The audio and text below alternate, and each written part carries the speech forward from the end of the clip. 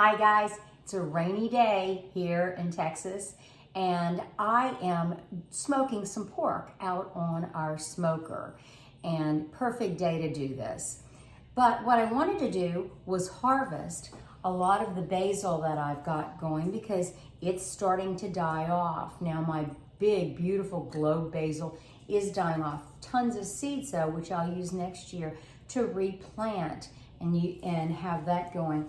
But I've got globe basil, but I've also got this beautiful purple basil, and the purple basil plant that I've got is probably almost 5 feet wide.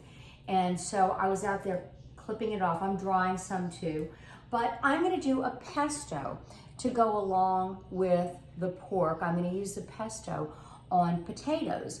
And I was debating about whether to boil the potatoes or whether to roast them.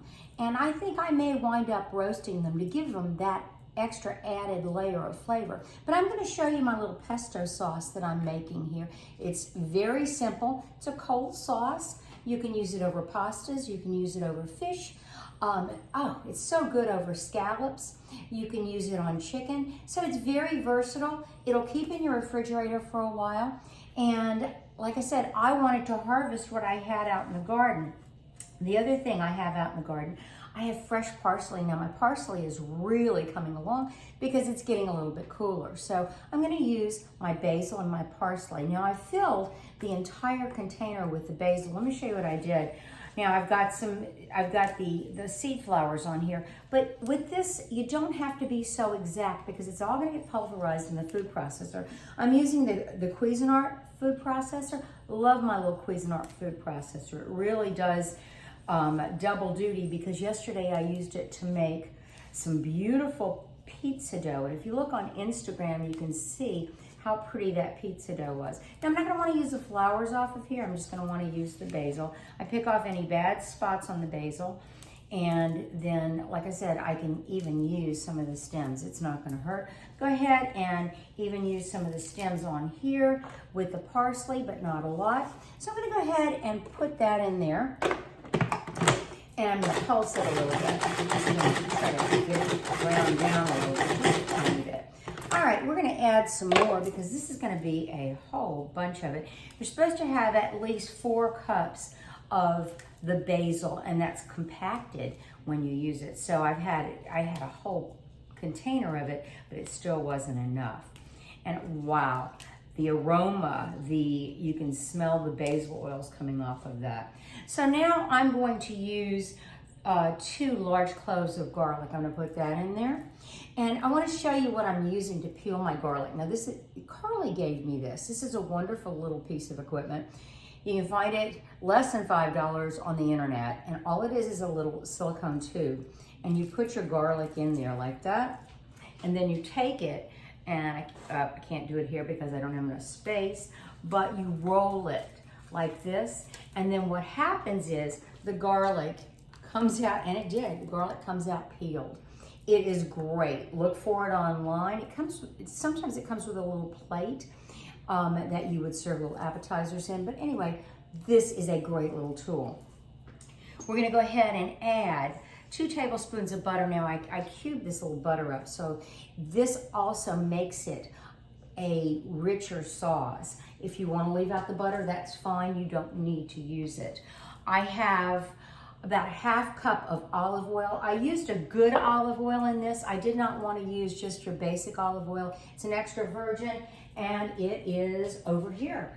It is a BR Cone California extra virgin olive oil. We get it online. You can get it, you can order it online. It's great stuff. So we're going to take this and pulse it again, get that mixed up. We're going to go ahead and add the olive oil to this.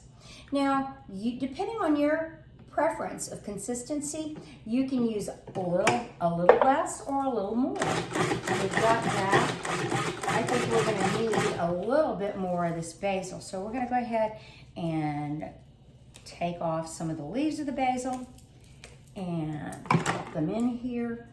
This little Cuisinart food processor has been a gem. I had another brand and could not get the parts for it. and it was a very expensive brand. I was really disappointed because when you buy a piece of kitchen equipment, you always want to make sure that you can get the parts.